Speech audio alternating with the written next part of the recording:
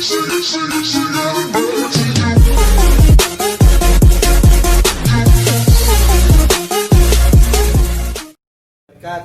Innalhamdulillah, nahmaduhu wa nasta'inuhu wa nastaghfiruh, wa na'udzu billahi min syururi anfusina, min sayyiati a'malina, may yahdihillahu fala mudilla lahu, wa may yudlil fala hadiya lahu. Asyhadu an la ilaha illallah wa la syarika lahu, wa asyhadu anna Muhammadar abduhu wa rasuluhu la nabiyya ba'da.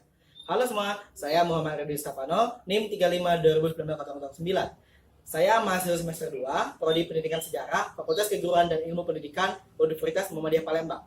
Oke, di video kali ini saya akan membahas tentang pendidikan nilai dan karakter, tentang apa sih pendidikan karakter dan bagaimana tantangannya di era globalisasi seperti sekarang ini.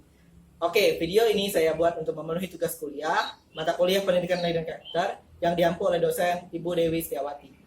Oke, tanpa membuang waktu, mari kita langsung saja ke pembahasannya.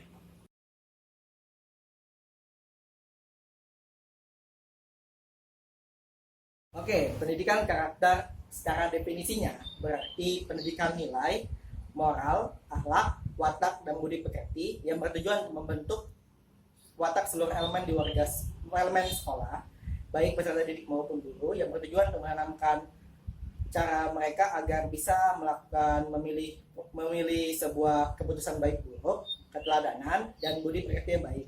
Sedangkan dapat juga pendidikan nilai dan karakter ini dapat didefinisikan juga sebagai pendidikan yang bertujuan untuk membangun moral, watak, akhlak, dan budi pekerti dari seorang peserta didik yang dilakukan oleh gurunya.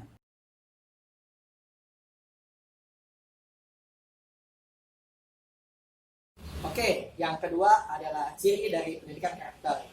Menurut Pusar dan Majid tahun 2010, ciri pendidikan karakter itu ada 4. Yang pertama, itu adalah keutuhan interior yang mendasari bahwa setiap tindakan itu diukur berdasarkan nilainya sendiri. Yang kedua, koherensi yang mendasari bahwa setiap orang memiliki keberanian untuk teguh pada prinsipnya. Yang ketiga, itulah otonomi. Yang keempat, itulah keteguhan dan kesetiaan.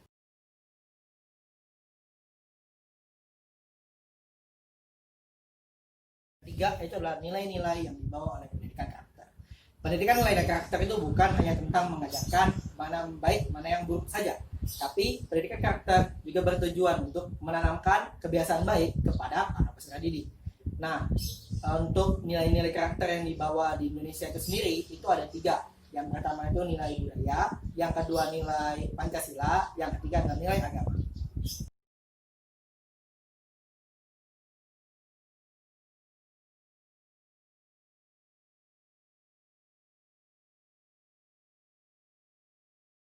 Oke, pertama nilai budaya. Sebagai negara yang memiliki banyak suku, agama, ras, dan banyak sekali budaya di Indonesia, pasti Indonesia memiliki budaya masing-masing. Setiap daerah memiliki budayanya yang dibawa masing-masing, baik dalam segi bahasa, tari, dan lain sebagainya. Oleh karena itu, pendidikan karakter bertujuan untuk menanamkan budaya kepada para peserta didik agar peserta didik mampu menghargai budaya yang ada di daerahnya dan melestarikannya agar tidak punah.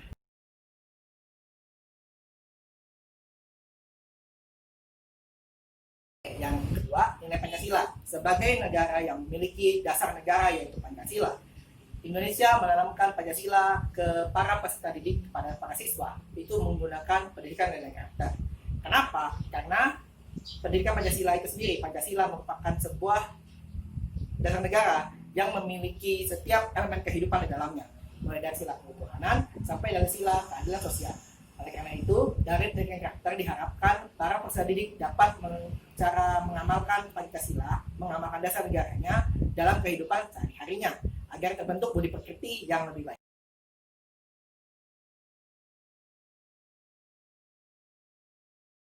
Oke, yang ketiga itu adalah nilai agama.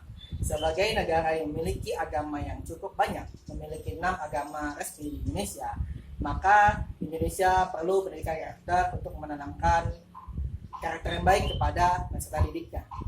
Setiap agama memiliki ajaran yang berbeda-beda, dari Islam sampai Konghucu, dan setiap ajaran agama mengajarkan ajaran yang baik pula. Oleh karena itu, setiap agama memiliki cara mereka tersendiri untuk menanamkan pendidikan karakter kepada siswa. Dan itu dapat terwujud lewat beberapa sekolah-sekolah yang bernuansa agamis, seperti sekolah-sekolah Islam, sekolah-sekolah Katolik, dan sebagainya. Dan agama ini merupakan salah satu nilai yang dibawa oleh pendidikan karakter.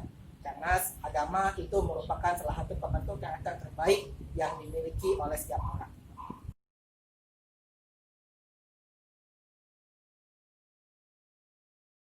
Ini adalah tujuan dari pendidikan karakter.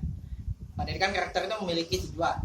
Menurut Said Hamid tahun 2010, pendidikan karakter memiliki 5 tujuan. Yang pertama, itu adalah untuk mengembangkan potensi peserta didik. Yang kedua, untuk membangun kebiasaan terpuji. Yang ketiga, untuk menanamkan jiwa tanggung jawab dan jiwa kepemimpinan. Yang keempat, untuk mengembangkan potensi dan kemampuan dari peserta didik. Dan yang terakhir, yang kelima, itu adalah untuk mengembangkan lingkungan sekolah atau lingkungan belajar yang aman.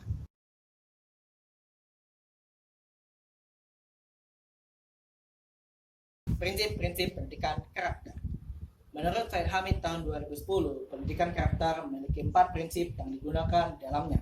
Yang pertama, berkelanjutan. Maksudnya adalah pendidikan karakter dilakukan secara berlanjut, baik dari TK, SD, SMP, SMA hingga jenjang kuliah. Setiap pendidik memiliki cara mereka tersendiri untuk mengajarkan sebuah karakter kepada siswanya. Memiliki sebuah karakter yang dikembangkan dalam setiap pengajaran tersebut, baik itu Pancasila, fisika, dan sebagainya. Itu memiliki cara mereka tersendiri untuk mengajarkannya. Yang kedua, itu adalah dilakukan oleh setiap mata pelajaran dan seluruh lingkungan sekolah. Jadi maksudnya pendidikan karakter itu bukan hanya dilakukan oleh seorang wali kelas, tapi dilakukan oleh setiap mata pelajaran. Baik dari yang saya jelaskan tadi, seperti sosiologi, fisika, kimia, dan sebagainya. Setiap guru memiliki cara mereka tersendiri untuk menjelaskan pendidikan karakter kepada siswanya. Dan lingkungan sekolah juga mempengaruhi karakter seorang siswa, karena lingkungan sekolah merupakan tempat mereka untuk belajar. Yang ketiga, itu adalah nilai bukan diajarkan, tapi dikembangkan. Karena setiap siswa membawa nilai tersendiri, nilai kehidupan tersendiri, baik sopan santun dan sebagainya. Seorang guru atau seorang pendidik hanya harus mengembangkan nilai itu sendiri. Dan yang terakhir, itu adalah pendidikan dilakukan secara aktif dan menyenangkan. Karena sebuah pendidikan karakter itu tentu merupakan suatu hal yang membosankan bagi siswa. Dan sudah pastinya seorang guru harus menjelaskan dan menanamkan karakter baik kepada siswanya dengan cara yang aktif dan menyenangkan, baik dalam bentuk game, diskusi, tanya jawab, dan lain sebagainya.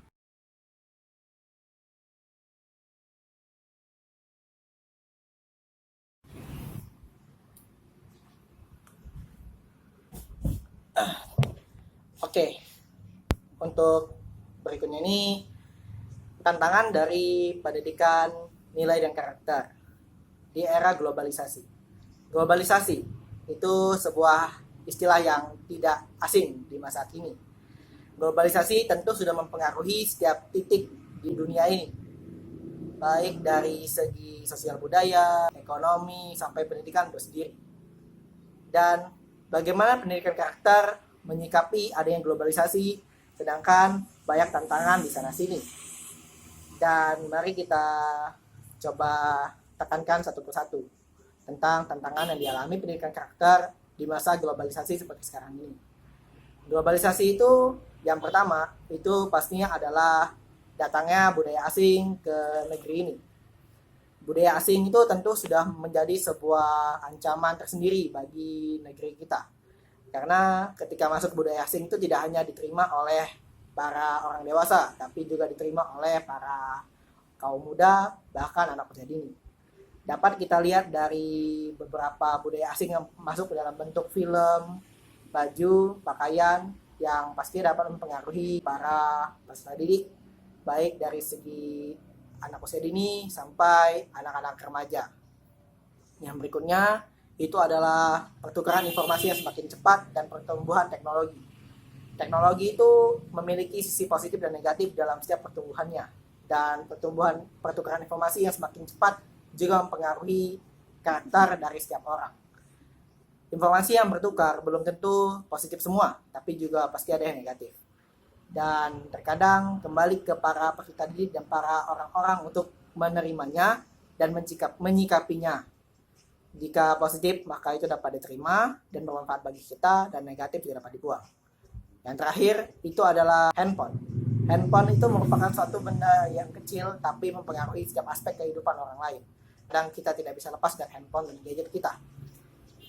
Dan tidak bisa dipungkiri juga, kadang-kadang kita sudah melihat anak usia dini sudah megang handphone banyak, remaja megang handphone banyak, bahkan diri saya pribadi pun megang handphone sekarang. Dan kadang-kadang kita lupa bagaimana handphone itu bekerja untuk kita. Kadang handphone itu memberikan dampak yang baik, tapi secara tidak kita sadari bahwa handphone itu memberikan dampak yang buruk juga bagi kita. Dan kembali ke diri kita untuk menyikapinya. Dan pendidikan karakter ada untuk itu. Intinya pendidikan karakter itu ada untuk membangun karakter siswa menjadi lebih baik dan untuk mempengaruhi setiap titik aspek moral, sikap, dan budi pekerti seorang siswa.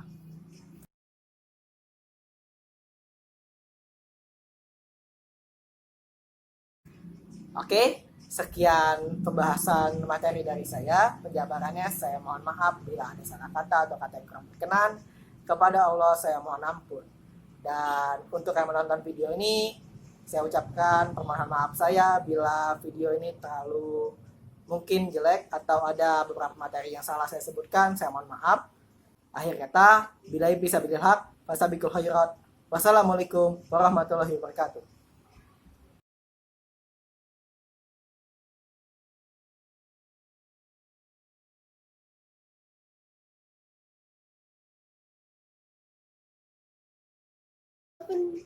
Ya kebenaran. Lah, mati berarti dari tadi.